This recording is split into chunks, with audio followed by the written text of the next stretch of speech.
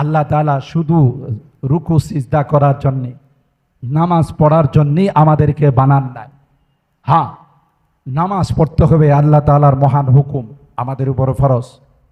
কিন্তু শুধু এই কাজের জন্য আল্লাহ আমাদেরকে বানান নাই। ইবাদতির জন্য আল্লাহর ফেরেশতার অভাব নেই।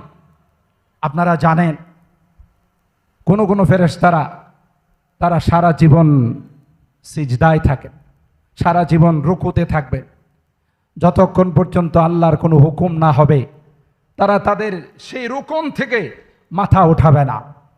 তাইলে বোঝা গেল শুধু ইবাদতের জন্যেই আল্লাহ আমাদেরকে বানান নাই।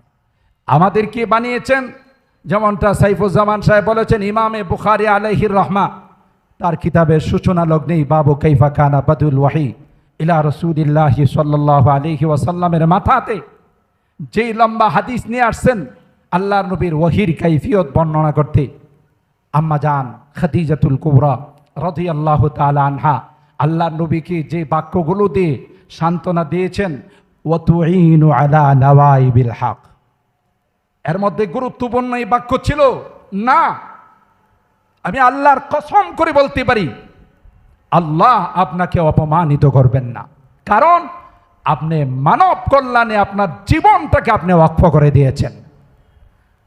বুঝা গেল আম্মাজান খাদিজাতুল কুবরা রাদিয়াল্লাহু তাআলা আনহা আল্লাহর হাবিবের অন্য কোনো ইবাদতের সাইট উল্লেখ করেন নাই, অথচ ইবাদত বন্দিগি করতে করতে আল্লাহ নবীর কদম মোবারক, পা মোবারক ফুলে যেত, সেটা মানব সেবার সাইটটাকে উল্লেখ করেছেন যে আপনি এইভাবে অসহায়কে সহায়তা দেন, আশ্রয়হীনকে আশ্রয় দেন, আপনি বিভিন্ন দুর্যোগের সময় মানুষের পাশে দাঁড়ান।